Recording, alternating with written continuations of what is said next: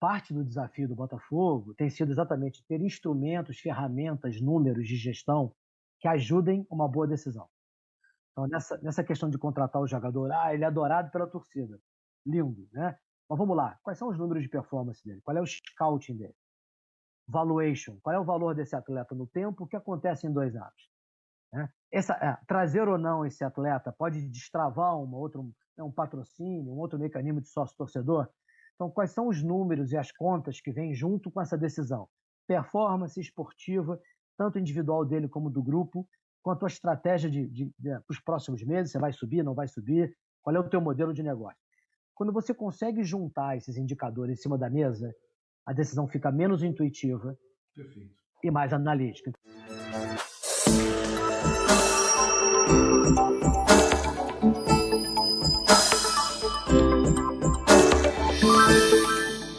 Jorge Braga, CEO do Botafogo desde março deste ano.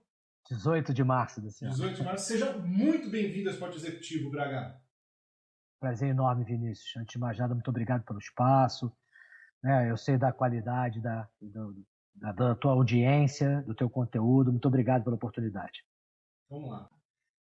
Para começo de conversa, Braga, você tem uma experiência muito grande no universo corporativo, a gente pode até falar um pouco mais dela daqui a pouco, mas você chega para um segmento, que é o esporte, que no Brasil ainda tem uma defasagem administrativa, talvez, não vou nem falar de conceitos, nem qualidade das pessoas. Porque às vezes as pessoas até têm qualidade, mas o formato, né, a movimentação não está acostumada com um olhar, com uma fala empresarial mais assertiva. Como é que foi esse impacto para você? Antes de a gente falar do Botafogo, eu quero entender, como profissional, como foi esse impacto, essa mudança de segmento, Braga? Então, deixa eu te dizer, eu acompanhei nos últimos anos alguns mercados se transformarem. Né? Eu vi o mercado de telecomunicações se privatizar e se transformar. Eu vi o mercado de varejo mudar muito rapidamente, né? Da dinâmica de ponto de venda né, para a dinâmica digital. E eu estou convencido que o mercado do futebol está chegando nesse ponto de inflexão. O mercado, como a gente conhece, vai mudar muito rapidamente. Tem uma série de fatores, na minha visão. Né? Primeiro, é o esgarçamento da questão da gestão. Né? Assim, quando o maior clube do planeta não consegue renovar com seu ídolo mais famoso por uma questão de compliance financeiro, e o maior em faturamento, 800 milhões de euros, a mensagem muito clara é que o tempo da paixão só para o futebol, ela não se viabiliza mais. Segundo, quando você vê mercados onde, e todos os mercados onde tem as ligas, né, a liga, além de negociar melhor os direitos esportivos, ela também obriga um compliance financeiro, transparência, gestão, controles de todos os clubes que participam. Nos mercados que tem liga, o mercado do futebol cresce muitas vezes. Então, além disso, tem a questão do endividamento dos clubes brasileiros. Né? Não é mais uma questão individual do clube A ou clube B. Claramente, o modelo de negócio do futebol no Brasil está sofrendo uma transformação. Mas também foi desenhado para isso, né? O futebol brasileiro, de alguma forma, ele foi desenhado para que essa dívida chegasse no patamar que chegou. Não foi por acaso. Não foi estratégico, quase. Rapaz, quando eu não trabalhava no futebol, a minha surpresa era como é que uma marca que recebe para estar na mídia, porque em outros mercados você paga para estar na televisão, né? Como é que uma marca que recebe para se exibir e estar na mídia consegue ter um problema financeiro? Né?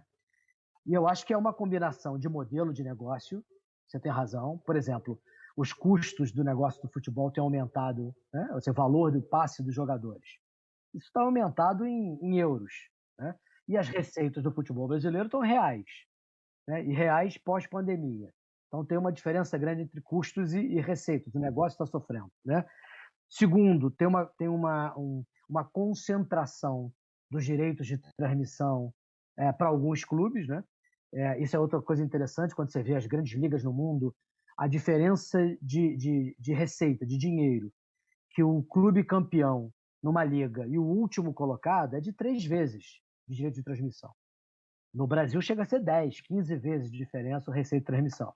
Então, também o modelo, né, das receitas no Brasil também sofreu uma transformação. Então, eu acho que também a natural a paixão do futebol né?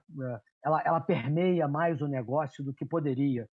E aí decisões mais intuitivas, mais apaixonadas, que são naturais quando você é torcedor, elas ficam deslocadas quando você olha aquilo como um gestor, né? Então, a verdade é que hoje boa parte dos times no Brasil tem um problema financeiro, né? Não é mais uma questão individual, e, e a quantidade de dinheiro fora no mundo é muito grande, né? No sentido de ter novos negócios, aportes, e a gente tem um novo marco regulatório, que é a lei da SAF, a SA do futebol. Sim, sim. Então, esse conjunto de coisas, né? Uma lei que permite, onde você possa apartar os ativos do futebol do clube tradicional, que te obrigue a dar controle, gestão, transparência a esse ativo. Muito dinheiro no mundo sobrando. Né? Mais o nível de endividamento grande, ou seja, o modelo de negócio se esgotando, vai obrigar uma transformação do futebol brasileiro. Então, esse mercado vai inflexionar, perdão, diga. Não, imagina, a boa governança do futebol, durante muito tempo, eu olhava e entendia que os executivos observavam a governança como um obstáculo, e não como uma plataforma de ajuda para a gestão. Né? Porque não é que seja fácil você ter bons modelos, boas regras de governança compliance, não é que seja fácil. Mas no final das contas, você pode me corrigir se eu estiver errado. Isso ajuda a gestão, não atrapalha. Né? Então, ajuda muito, o problema é que não ajuda no mesmo momento. Então, estabelecer um compliance, uma gestão, dá trabalho. Né? Por exemplo, no Botafogo, a gente não contrata serviço nenhum que não seja através agora de uma RFP. Ou seja, uma oferta pública, tem que critério você vai avaliar, como é que você vai escolher esse fornecedor. Né? Para fazer isso dá trabalho. O resultado dele, no tempo, é muito bom, porque você só traz o melhor, a melhor proposta, né? Não tem favorecimento, é uma gestão transparente. Então, eu acho que essa é a diferença. Assim, uma melhor governança, eu não tenho a menor dúvida, que no longo prazo ela traz melhor resultado financeiro e o resultado financeiro se transforma em resultado desportivo. Mas ela não acontece no mesmo momento. E, às vezes, a pressão do resultado daquele ano, né, daquela gestão, é visto a governança como um problema. Então, eu acho que esse é o primeiro. Segundo, cara, é que a gente está falando de mudança de cultura, né, Vinícius? Isso é fundamental. E a coisa mais difícil que tem é mudar uma cultura de décadas, né? E toda mudança de cultura ela é difícil, ela é profunda, ela é demorada, que é mudar a cabeça, mudar hábitos, né? E fazer as escolhas difíceis. Na hora que você sabe que está com um budget super apertado, né? Mas se você tem uma equação financeira e surge uma oportunidade de um jogador que a torcida adoraria, que você adoraria trazer, nessa hora é que separam a intenção dos fatos, né? Claro. Que decisão você toma? Não. Eu vou contratar isso mesmo, amanhã a gente vê como é que paga, a gente tenta fazer uma ação, ou eu priorizo a responsabilidade da administração nessa decisão. Que é uma questão cultural. Eu acho que aí alguns vão se transformar muito rapidamente, outros clubes, outros vão demorar um pouco mais. E aí tem a ver com o perfil de cada um, O que né? não significa, Braga, que o olhar pragmático também não possa contemplar oportunidades que transbordem as questões numéricas. Né? Então, talvez apareça uma oportunidade incrível. Se essa oportunidade incrível reverberar em questões institucionais, de imagem, de marketing, não é que você vai olhar só o número, mas também para isso é preciso um olhar responsável. Né? Sem dúvida. Eu diria que futebol jamais será 100% razão, porque senão não seria futebol. Claro. Mas não pode ser 100% paixão. Então, parte do desafio do Botafogo tem sido exatamente ter instrumentos, ferramentas, números de gestão que ajudem uma boa decisão. Então, nessa questão de contratar o jogador, ele é adorado pela torcida. Lindo, né? Mas vamos lá, quais são os números de performance dele? Qual é o scouting dele? Valuation, qual é o valor desse atleta no tempo? O que acontece em 2 anos? Né? Trazer ou não esse atleta pode destravar um patrocínio, um outro mecanismo de sócio-torcedor? Então, quais são os números e as contas que vêm junto com essa decisão? Performance esportiva, tanto individual dele como do grupo, quanto a estratégia para os próximos meses, você vai subir, não vai subir, qual é o teu modelo de negócio? Quando você consegue juntar esses indicadores em cima da mesa, a decisão fica menos intuitiva. Perfeito. E mais analítica. Então, eu acho que esse é o desafio, né? Vai ter sempre paixão, mas ela precisa ser bem ancorada em fatos. você fala de decisão. O Botafogo, para te contratar, fez um processo seletivo. Só por aí a gente já percebeu que tinha um olhar diferente da nova gestão. Quero falar da sua decisão, porque você olha para um clube como o Botafogo, que tem uma história incrível, mas que no momento, cá entre nós, para quem está assistindo a gente, não vive numericamente o seu melhor momento financeiro, o seu melhor momento esportivo. Você vinha do universo corporativo, digamos assim, você tem passagem por Nextel, Bratel, enfim, focado justamente nessa transformação, nessa recuperação, digamos assim, de marcas em valores. Como é a sua decisão de entrar para o futebol nesse aspecto, sabendo do desafio, e como você consegue olhar para esses primeiros quase 6 meses que você tem de clube diante da decisão tomada? O Vinícius, esse é o meu assunto preferido, porque, assim, eu olhava de fora e achava o Botafogo um belíssimo ativo, muito mal precificado, né? Depreciado. Assim, depreciado. Entendeu? A indústria financeira é um distressed asset, né? Um ativo depreciado, né? Ele tem um histórico gigantesco de colaboração, né? Da sua base de formação de atletas. Ele tem uma percepção fora do Brasil que é surpreendente, o nível de reconhecimento da camisa, do logo, dos atletas, né? Ele é um clube que tem ele é muito querido, inclusive no Brasil, não só pela sua torcida apaixonada, mas outras torcidas também têm muita simpatia em relação com o Botafogo, né? Ele tem um clube que tem 6 sedes, que tem um estádio, que tem, né, um esforço para fazer uma base, um centro de treinamento. Então, junte essa belíssima placa, essa belíssima marca que é o Botafogo, com essa transformação do mercado. O mercado brasileiro tem que se transformar. Eu queria fazer parte desse case. O meu histórico profissional são de processos de transformação. Eu gosto de uma confusão, né? Quanto mais se você for me chamar para ser síndico de alguma coisa, eu não quero, né? Mas para reconstruir, eu tenho uma alegria enorme de despejar essa energia nisso. Então, eu não vim para o futebol. Eu vim porque eu acredito que vai ser um novo futebol. Como é que você traz as melhores práticas de benchmark, modelo de gestão, ferramentas de outras indústrias que já estão há mais tempo, né, lidando com clientes, como, por exemplo, telecomunicações ou tecnologia, de relacionamento, de experiência, né, de rentabilização de clientes, de inteligência artificial, de prática de gestão. Como é que você traz as melhores práticas para esse novo futebol? Então, essa é a oportunidade que eu vi. Eu acho o Botafogo um belíssimo produto, até porque, olha só que engraçado, a festa não começou com a minha chegada. O Botafogo vem discutindo a questão, por exemplo, do Botafogo SA tem 2 anos. Em dezembro, final do ano de 2019, o Conselho e a Assembleia aprovou um projeto que era exatamente apartar os ativos do futebol e captar recursos para enfrentar a dívida e investir no clube. Que é exatamente o conceito da SAF que foi promulgada agora. Exato. Então, nesse sentido, tanto o clube quanto seus torcedores, seus conselheiros, vêm discutindo esse tema há mais tempo, estão mais prontos com essa decisão. Inclusive, o Botafogo aprovou em conselho, né, esse conceito do ativo do futebol apartado e a cessão do controle. Ele entende que o investidor precisa ter controle desse ativo para poder investir. O Botafogo sempre entendeu que tinham 2 tipos de dinheiro, 2 tipos de investidor para esse problema. Um que vem ajuda, empresta dinheiro para estruturar a dívida, né, que tem um perfil, ele precisa de um conjunto de garantias diferentes, segurança, exige uma taxa de retorno maior. Existe um outro produto que é uma startup do futebol, que é o que a SAF é uma empresa estruturada, limpa, saneada, onde os ativos vão ser colocados.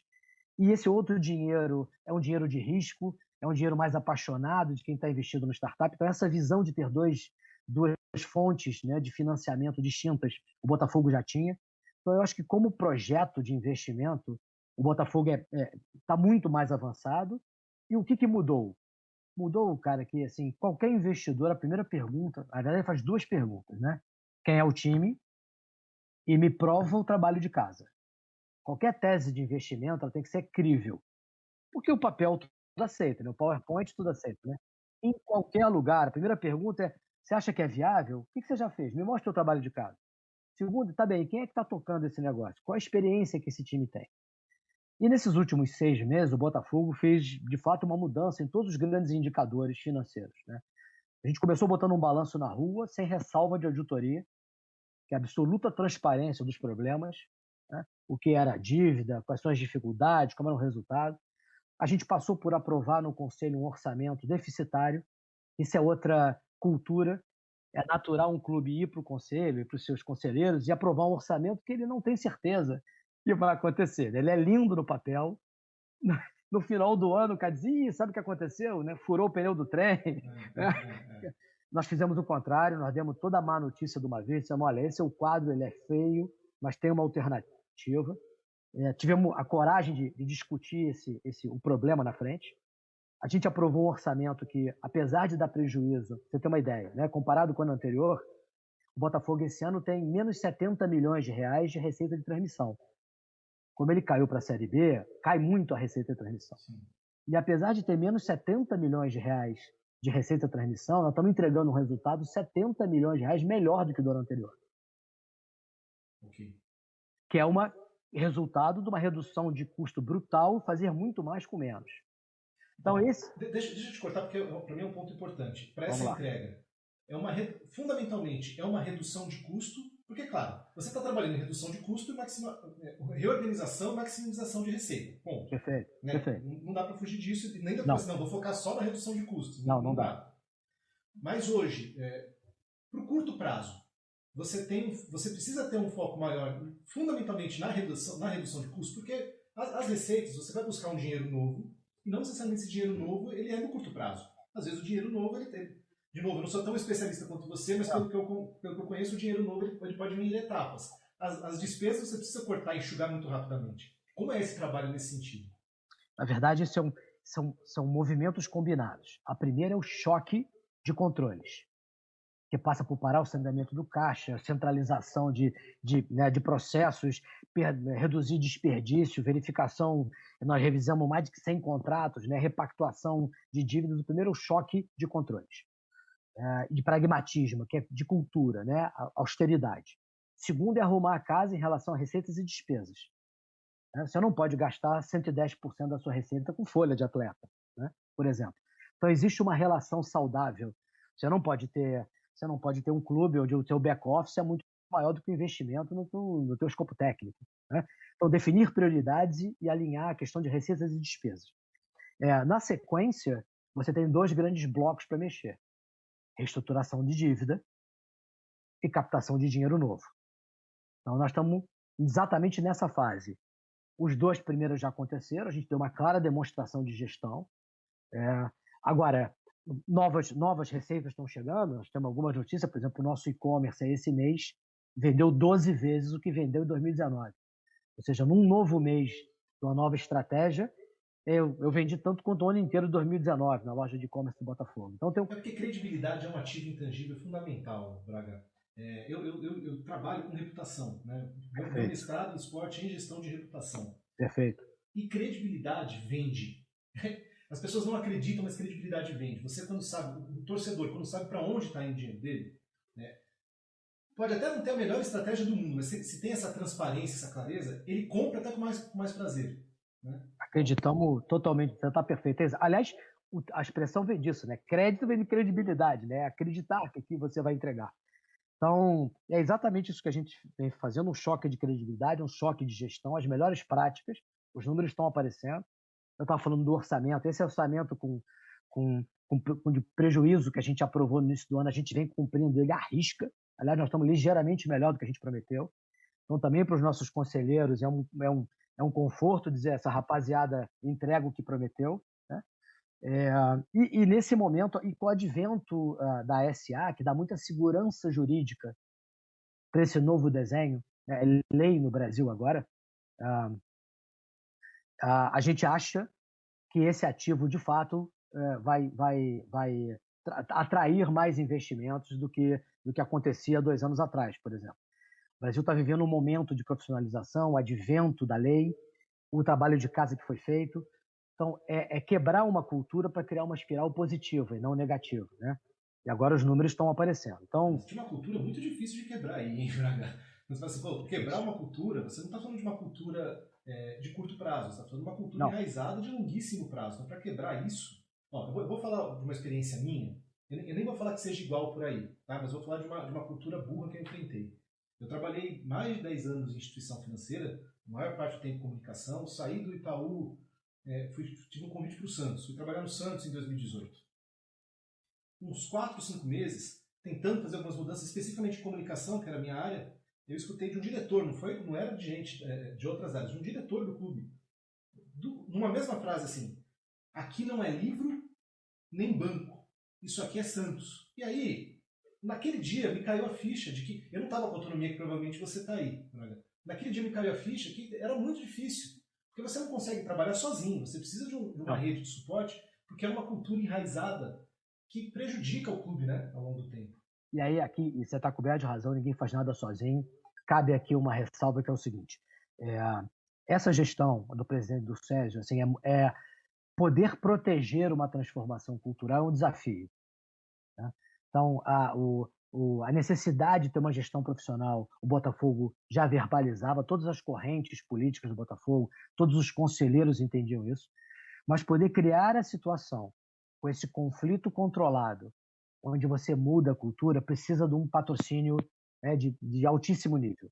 E essa proteção, esse suporte político tem sido dado pelo presidente do Sérgio, senão eu não conseguiria fazer. Foi exatamente o que você escutou. Né? Segundo, é que eu tenho um time muito bom, de verdade. Primeiro, foi uma surpresa o material humano do Botafogo, que é muito positivo. Tem gente muito competente. Né? Segundo, a gente conseguiu trazer, por exemplo, eu trouxe o cara de negócio, o Lênin, o CMO do Bahia. Lênin Franco do Bahia, pelo amor de Deus, foi estupendo, o cara é ótimo. Que é uma referência nessa indústria, né, cara? Então, eu tenho um time de contábil financeiro que também está acostumado com reestruturação, está acostumado com problema grande. Então, a gente juntou essa série de variáveis positivas aí para poder fazer essa, mas é exatamente uma questão de cultura. Então, assim, qual é o modelo mental que eu acredito fazer mais com menos? E isso não é intuitivo no futebol. Uhum. Normalmente, para você ter mais resultados, você tem que investir mais. Né? Quanto mais? Não sei, despeja um caminhão de dinheiro aí que uma hora o resultado vem. Na minha escola, é uma escola de gestão, não é assim, né? Você negocia objetivos, estabelece indicadores e aperta, né? Dá o recurso, suporta, mas exige resultado. Então, esse modelo de cobrar resultado de forma estruturada, com indicadores, com ciência, esse não foi, de fato, talvez tenha sido a maior transformação que a gente tem feito no clube. Vou te dar uns exemplos. A gente reduziu o futebol feminino em 30%, o custo. E ainda assim, somos campeões cariocas. Nós reduzimos o custo do remo em 40%. Ainda assim, né, a campanha do nosso remador é histórica. Né? A folha hoje do Botafogo salarial, o valor médio por atleta hoje está em torno de R$70 mil, agora em agosto. Em fevereiro, era R$110 mil a folha média por atleta. Minha performance esportiva hoje é melhor do que era em fevereiro. Então, esse conceito de que você pode fazer mais com menos, que é uma questão de gestão de modelo mental de cultura, que eu acho que é a grande mudança. Exato. Olha só, vamos lá. E também é ciência, eu acredito que é ciência. Absoluta eficiência. Tem que ser ponderado com a cultura, você não pode aplicar um modelo de fora sem ajustes, né? A mesma ferramenta não funciona do mesmo jeito em qualquer lugar, então você tem que poder fazer mas não tem outro caminho que não seja exigir eficiência em cada uma das dimensões, inclusive no futebol, né? Especialmente na questão do futebol, que é a tua maior unidade de negócio, é o que puxa o business, você precisa exigir esse nível de eficiência também. Mas eu acho que isso é uma questão de tempo de chegar no Brasil, viu, Vinícius? Assim, a gente não tem outro caminho, cara. Não dá mais para. Eu acho que a realidade se impõe, Vinícius. A realidade se impõe, né? Quando você está aí, você fala assim, pô, o futebol, isso funciona inclusive para o futebol. Mas o futebol, a prática do futebol, né, o exercício, não é uma ciência exata. Né? Ali você não consegue. Você pode pressionar muito. Numa partida, um time pressiona e pode perder de 1-0. Isso acontece. Verdade. Você, no seu desenho, você contempla uma recuperação esportiva também, claro, mas você, esperto, que é inteligente, não deve ter condicionado isso a uma recuperação esportiva no curto prazo. Então, claro que você pô, se o Botafogo voltar para a primeira divisão vai ser incrível. Mas você precisa considerar a hipótese de que talvez ele não volte. Você acha que isso, eu vou usar um termo bem simplista aqui, pode ser um balde de água fria no trabalho sendo desenvolvido? Você acha que de alguma forma a régua pode ser utilizada, a mensuração pode ser utilizada muito mais para o desempenho esportivo que pela reorganização estrutural? Olha, às vezes a bola não entra, né? Ela bate na trave. Mas quando ela entra, ela não entra por acaso. Então, assim, como é que eu enxergo esse modelo? Assim, se você fizer tudo errado, tenho certeza que vai dar errado. Mas se você fizer tudo certo, você não tem a garantia de que vai dar certo. Você tem a chance de dar certo, mas você não tem a garantia. Então, o que eu trabalho e acredito, né? Eu acho que o gap de receitas no modelo brasileiro ele é tão grande da Série B para a Série A que ter o acesso para a Série A passou a ser uma questão estrutural. Mas eu posso subir em várias colocações, né? Eu posso subir em primeiro, em segundo, em terceiro e quarto. Né? Sem dúvida nenhuma, o pedaço torcedor dentro de mim quer chegar em primeiro. Mas o pedaço que faz conta diz a partir do quarto o resultado financeiro é o mesmo. Então, eu acho que é essa sensibilidade de poder escolher o melhor ponto de otimizar o modelo. Vou te dar um exemplo. Né? Por exemplo, Série A. Para estar no meio da tabela da Série A do Campeonato Brasileiro, qual é o tamanho da folha de um time no meio da tabela? 10 milhões? 12 milhões? É o tamanho de uma folha de atletas para estar no meio da tabela? Perfeito. Para estar entre os 3 primeiros, ela passa para 25 milhões. Para chegar em primeiro lugar, ela precisa ser 40 milhões. Então, existe uma ineficiência, entre aspas, em ser campeão. Uhum. Veja, não estou falando da alegria de ser campeão, que essa não tem preço. Estamos fazendo uma discussão aqui, você me fez uma provocação de eficiência. Qual é a forma mais eficiente de fazer isso? Então, inclusive, eu vejo que isso é um pouco do modelo de negócio que está separando os clubes no mundo. Você, para concorrer a prêmios, a ser campeão em todas as competições, o nível de investimento ou alavancagem de onde a gente vem, ele é gigante. Para você conseguir a mesma receita de premiação, você pode fazer isso sem o mesmo nível de alavancagem ou de investimento. Você vê times no mundo que tem um modelo de negócio que é vou estruturar a base. Né? E a gente tem o maior celeiro no Brasil, ainda no mundo, né? Custo do atleta em real, você exporta ele em euro. Quando você está exportando, quando você está importando, você está comprando em euro. Mas você forma a sua base, você cria valor e tem clubes no mundo que se especializaram em exportar talentos e ter uma receita brutal de formação e exportação de atletas. Isso é um modelo a longo prazo, exato. Isso é um modelo mais controlado, é de valor adicionado e leva tempo. É como uma fazenda. Né? Você está criando valor. Existe outro modelo de negócio que é a alavancagem. Eu compro o atleta pronto, invisto muito nessa folha de atleta e tento ficar em primeiro lugar em todas as competições, que é um modelo muito diferente, é muito imediatista, de muito alavancagem. Isso é uma boa provocação. Esses dois modelos são difíceis de conviver. É difícil né, um time que tenha campeão de investimento e de conquistar taças seja o mesmo que faz o melhor trabalho de rentabilização de base, entendeu?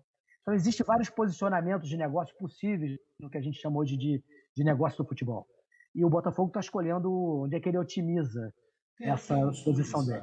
Não de ordem social, né? Mas tem alguns clubes mais organizados. Eu converso com algumas pessoas do interior de São Paulo. Tem alguns clubes que estão, sei lá, na terceira divisão. Eu falo assim, não, eu ainda não quero subir, porque se eu subir, eu vou ter um custo maior e a minha receita hoje principal é aqui, bilheteria, com as pessoas. Eu não posso subir. Isso, de alguma forma, é também responsabilidade. Eu não estou falando do patamar de Série B para Série A nacional. Eu sei que aí subir significa também uma entrada de receita absurda. Mas é esse olhar de eficiência que você está trazendo que é importante. Né? Ter a consciência do gasto, você não vai nortear exclusivamente pelo gasto, mas você também não pode desconsiderar esse KPI, né? Que é estabelecer uma estratégia, né? Você tem que discutir qual é a estratégia possível ou adequada para o teu clube. Olha só, Eu entendo, sim, mas ele se coloca na posição de um presidente eleito, né, aclamado pela torcida, a pressão que é ser campeão, né, de poder botar a mão na taça. Né? Mas, ao mesmo tempo, esse é um modelo ineficiente do ponto de vista financeiro. Então, alguns conseguem, né? Você tem visto alguns exemplos dizendo, não, esse ano a gente vai organizar a casa. O próprio, tem um caso famoso no Rio de Janeiro, os clubes que fizeram isso disseram, olha, meu foco é organizar a casa, não é ganhar campeonato. Se ganhar, maravilha, a gente torce para ganhar, mas a nossa única prioridade não é essa. Isso, gerir é estabelecer prioridades. Quando você escolhe uma coisa, você desescolhe a outra. Então, é exatamente essa decisão da gestão. Nós vamos escolher um caminho, vamos nos ater a ele. E para 21, a gente não tem muita dúvida de 21 para 22, que eu preciso subir, ter o acesso, porque com isso vem uma receita muito diferente. Eu preciso organizar a casa e captar investimento para a gente estruturar a dívida, que é gigante, né? Para investir no futebol, para ter perpetuidade. Em 22, depois do acesso, aí a gente vai sentar para a gente discutir qual é o caminho mais eficiente do Botafogo. Mas quando você fala de um exemplo, você fala assim, qual é o objetivo? Nesse momento o objetivo é reorganizar a casa. Se você fala para o torcedor assim, o objetivo é reorganizar a casa, ele pode aceitar ou não. Mas se me permita, de novo, uma provocação. Fala assim, nós precisamos no curto prazo reorganizar a casa. Por quê? O objetivo é, no médio prazo, talvez ele compre mais fácil. Né? Essa clareza que você fala, essa transparência, para mim, é fundamental. O torcedor de futebol, ele não é burro. Ele pode eventualmente querer fechar os olhos. Tem aqueles que preferem fechar os olhos. Traz jogador, paga os milhões que forem. Tem aqueles que querem fechar os olhos, mas de uma forma geral, estão com os olhos fechados porque quiseram fechar. Quando você conversa de uma forma inteligente, quando você explica a estratégia, ele tende a entender. Agora, a entrega precisa ser proporcional à transparência sugerida. Né? Não adianta você falar assim, não, olha, agora não vai dar certo e de repente você começar a ver algumas contratações estapafúrdias, aí você descobre que na base estava tendo algum esquema, não estou falando nada do seu caso, por favor, falando do futebol brasileiro de uma forma geral. Então, o torcedor, para ele estar comprado com essa estratégia de eficiência, a transparência na governança é fundamental. Eu não tenho dúvida. Aliás, essa é uma das novidades para quem não era do futebol, né? É o nível de transparência e envolvimento. Porque normalmente numa empresa privada, você tem essa discussão com investidores, com acionistas, né? Mas você não tem essa discussão com 8, 10, 30, 40 milhões de participantes ativos dessa tua gestão. Então, por isso é que ter uma gestão transparente, controlar a narrativa no sentido de dar real, né, do que está acontecendo, explicar o que está acontecendo, acho fundamental para poder alinhar esses interesses, sabe? Fundamental. Até porque a gente vive uma época de transparência, né, de propósito, de verdade, né? Não, seria muita arrogância achar que alguém pode gerir alguma coisa de forma oculta, sozinha, ou pouco transparente, em tempos de transparência absoluta, né? Você encontrou, você disse ao longo da nossa conversa aqui que você encontrou material humano muito interessante no Botafogo. Muito. Mas existe uma necessidade de reorientação de trabalho. Né?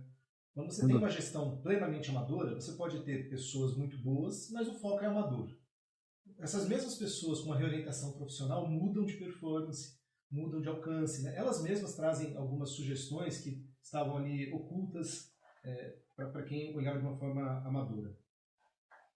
Essa relação com todos os profissionais que envolvem o Botafogo, essa transparência que a gente está conversando com os torcedores, também precisou existir de alguma forma com os funcionários. Eu vi uma declaração tua, não sei se foi no Globo Esporte, onde foi, quando você precisou fazer um enxugamento imediato de 20%, você também em respeito aos outros 80% que vão ficar. Né? Como que você falou que você tem esse apoio político em relação ao presidente, porque eu imagino que seja um ambiente muito político, mas em relação a essa reorientação do trabalho, dos profissionais dentro da casa. Como que existe como que funciona essa relação de transparência, fazer com que algumas dessas pessoas que talvez elas mesmas estivessem desacreditadas da entidade voltem a acreditar? Porque aí você está falando de paixão, não, isso não é obrigatório, ainda bem que não, mas eu imagino que a maioria das pessoas que trabalham no Botafogo torçam para o Botafogo. Né? Como é equilibrar isso com quem trabalha ali? Porque, para fechar a pergunta, eu quando trabalhava numa instituição financeira, você quando trabalhava na telefonia, as pessoas não têm uma relação com a marca não são love brands, né? Então, existe uma questão de você ter funcionários envolvidos com a love brands para que elas trabalhem. Isso é diferente. É muito diferente e eu acho que, inclusive, é muito mais moderno, porque as organizações, chame do jeito que você quiser hoje, elas são voltadas à coletividade, ao interesse do grupo, né? Ainda existem lugares onde as pessoas estão lá infelizes, ou só por dinheiro, onde o modelo é só a recompensa financeira, mas isso está diminuindo, né? Seja através das ONGs, seja através da mobilização, né? Então, hoje, essa questão do propósito, do interesse, né, dos seus colaboradores é um diferencial competitivo. E no clube, você tem toda a razão, isso é natural. A esmagadora maioria dos funcionários torce pelo Botafogo, é apaixonado pelo Botafogo. Então, agora, isso vale tanto para a comissão técnica, como vale para o staff, como para a área de negócio, como para a área de recursos humanos, comercial, né? E eu acho que você só consegue resultado através de pessoas e recursos. Então, de fato, fazendo uma meia-culpa, eu acho que eu poderia ter contado mais rapidamente a confusão financeira que o Botafogo estava. Que foi assim, cuidado para não assustar, né? Não vamos contar porque os corredores podem apavorar. Talvez se a gente tivesse contado mais cedo a situação do Botafogo, eles tivessem entendido mais rapidamente por que a necessidade de corte e reestruturação. Segundo, é uma preocupação nossa como gestor permitir que as pessoas floresçam no trabalho, né? Sejam como vocação, seja como performance, como desempenho. Então, e para isso tem algumas regras que eu acho que fazem sentido. Primeiro, diminuir níveis hierárquicos. A gente não cortou simplesmente pessoas, a gente reestruturou toda a parte administrativa, que é para dar chance de ter mais mobilidade, maior visibilidade, né, dos talentos. Outra coisa é a questão física, né? A gente colocou toda a parte administrativa num lugar só. Então, é um grande salão, sem paredes, onde eu sento também. Então, mesas lado a lado. Então, o nível de comunicação, o nível de interação, né, no sentido de poder permitir que as barreiras culturais sejam quebradas. Por último, eu acho que quando você declara um objetivo e mostra claramente quais são os sacrifícios que você tem que fazer, quais são os objetivos e os prêmios que tem, né? Você conquista positivamente essa tua massa de colaboradores. Quando eles entendem o que tem por trás dessa necessidade, desse desafio, você mobiliza eles melhor. E eu acho que, por quarto, tem uma questão de perfil mesmo, assim, de que os que trabalham comigo, os meus diretos, são pessoas que gostam muito de gente, eles gostam de talento, né? A gente compõe bem os nossos perfis. Eu sou muito focado em resultado e eu trabalho com gente que gosta muito de gente, de resultado. A gente faz uma boa combinação, uma boa química. Agora, algumas ferramentas ajudam, ferramentas de acompanhamento do ambiente corporativo. Nós criamos uma pesquisa para saber como é que estava o clima, porque no final do dia nós estamos fazendo uma mudança de cultura, né? E essa mudança de cultura precisa ser bem acompanhada. Então, tem um trabalho que é invisível, reestruturação, cargos e salários, posicionamento, avaliação individual, né, níveis hierárquicos, estabelecimento de indicadores, né, reuniões de acompanhamento, que não aparece numa transformação como essa, mas são pré-requisitos para fazer o time comprar o projeto e se dedicar. E o time do Botafogo, rapaz, é normal a gente trocar mensagens no meio da madrugada, assim, o nível de entusiasmo das pessoas é gigante, especialmente quando você consegue mostrar, né, que o resultado está acontecendo, que o teu esforço, qual é a colaboração de cada um deles nessa transformação, cria um momento positivo, sabe, assim, de muita dinâmica. A gente tem vivido isso no clube atualmente. E aí, quando o resultado esportivo vem junto, aí é só alegria. Né? Claro, né? Se tudo isso estivesse acontecendo, não estivesse entrando a bola, ia ser difícil, né? É verdade, é isso mesmo, é isso mesmo. Penúltima. Você tem um olhar de trabalho agora para o curto prazo natural. Você redesenha o Botafogo para o médio e longo prazo. Você tem movimentos de curto prazo redesenhando para médio e longo prazo. Perfeito, para Qual é perpetuidade. a tua expectativa de acompanhar esse processo de trabalho? Não estou falando só como CEO, não, eu quero ficar CEO aqui 8 anos. Não é só disso que eu estou falando. Mas quanto você imagina que esse desenho que você tem feito agora, ele é consistente, não por você, porque claro, se não fosse para você, você não estava fazendo, mas para o clube como um todo, você atrela muito ainda a mudança atual à sua chegada, né, assim, ao indivíduo, ou você, como a gente falou muito de cultura agora, você percebe dentro do clube uma reorganização de cultura Cultura. para que com você ou sem você isso siga? Perfeito. Olha só, junto com a transformação de cultura, vem antes a transformação do modelo mental. Tá. Então, e como qualquer ferramenta gerencial, tem um pequeno grupo de pessoas que jamais se acostuma com esse novo modelo mental. E a própria cultura expele esse grupo de pessoas que não tem o mesmo modelo mental, seja ele positivo ou negativo. Da mesma forma que você me contou, que você foi expelido, né, de uma outra cultura, porque você tinha um modelo mental diferente da cultura. Quando você consegue fazer essa conversão, essa espiral é natural.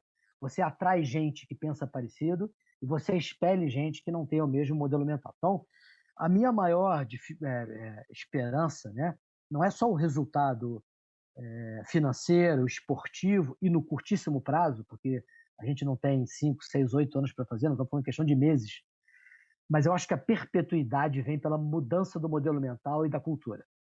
Então, eu enxergo, na verdade a gente trabalha, esse é um call do presidente, né, um discurso do presidente que é na prática o nosso também, e aí tem um pouco da decisão de eu adoraria ser campeão ano que vem, mas eu prefiro ajudar a resolver um Botafogo para as próximas décadas. É o ato de você realmente deixar um propósito, deixar um legado, né? Então, não só eu, como quem trabalha comigo, com a própria visão do César, do presidente, precisamos deixar um legado. Para que esse modelo, com esse modelo mental, com essa cultura, com esse modo de gestão, com essa capacidade de tomar decisões, de ser muito prático com algumas coisas e não aceitar outras, né? Ele se perpetue, você precisa mudar o DNA, o core desse time. Eu acho que isso está acontecendo, inclusive, mais rapidamente do que eu esperava, viu, Vinícius? Isso é um ponto para você. Onde você está hoje era onde você queria estar agora, no Não, início de setembro? eu Não. sempre quero mais, né, Vinícius? A minha natureza é aumentar a barra, né? A Não, minha mas a sua natureza organização, você individual imaginava que no início de setembro você já teria organizado tanta coisa como já foi feita ou é, o eu, prazo seria eu, maior? eu esperava que sim, mas de fato tem muita coisa para fazer. Não está na hora de bater nas costas ainda, mas os números, os indicadores, a forma de pensar, a forma de agir mudou muito nos últimos 5 meses aí, né? Nos últimos 6 meses. Eu me sinto escolhido, como dizem lá no Botafogo. Ótimo. Para a gente fechar, você falou muito de decisões racionais, né, que a gente não pode deixar a emoção tocar e tal. Você tem um carinho pelo clube, né? Você tem um amor pelo clube. Tem. Dá para falar que a sua decisão pelo Botafogo, quando você foi convidado, excluiu 100% o caráter emocional ou de alguma forma a emoção contribuiu para a sua decisão? Mas claro que contribuiu, porque assim, como pessoa, Vinícius, eu tenho pavor de desperdício. Você me conhecer, né? Tá. Gente talentosa que não é aproveitada, negócios que podiam ir melhor, né? Talentos que não foram explorados. E eu olhava de fora e achava uma grande injustiça, um grande desperdício, né? Um time com essa reputação, com esse tamanho, com essa placa, que tivesse sofrendo tanto, né? Por coisas tão pequenas. Então, é claro que eu quero botar esse turnaround, esse projeto na minha placa pessoal, eu quero fazer parte dessa transformação. Eu acho que o Botafogo será o mais evidente caso de transformação de um clube grande, onde a gestão profissional transforma o resultado em campo e fora dele, né? Porque ele tem um tamanho grande, ele tem, né? Não é um time pequeno, tem uma envergadura. E tem a questão de achar um super despedido, não era possível que um time como o Botafogo tivesse daquele jeito, sabe? Então, agora, esse troço emociona, viu, rapaz? De futebol emociona. Isso é a parte mais legal disso tudo, assim. Eu acho que isso é É tudo muito novidade para você, intenso. né, Braga? E viver isso é novo para você. Um profissional tão experimentado, viver esse intercâmbio de razão com emoção é uma novidade, né? É uma novidade super positiva. Rapaz, são fortes emoções, todo dia. Braga, muito obrigado pelo seu tempo, parabéns pelo trabalho, que você conquiste os seus objetivos pessoais e profissionais de forma individual do Botafogo, porque conquistando de forma individual, o Botafogo volta a crescer e alcançar novos patamares. Muito obrigado. Eu que agradeço a oportunidade, um grande abraço, suas ordens, sem precisar, tá bom? A vocês que nos acompanham até agora, foi um prazer estar com vocês, um abraço e até a próxima.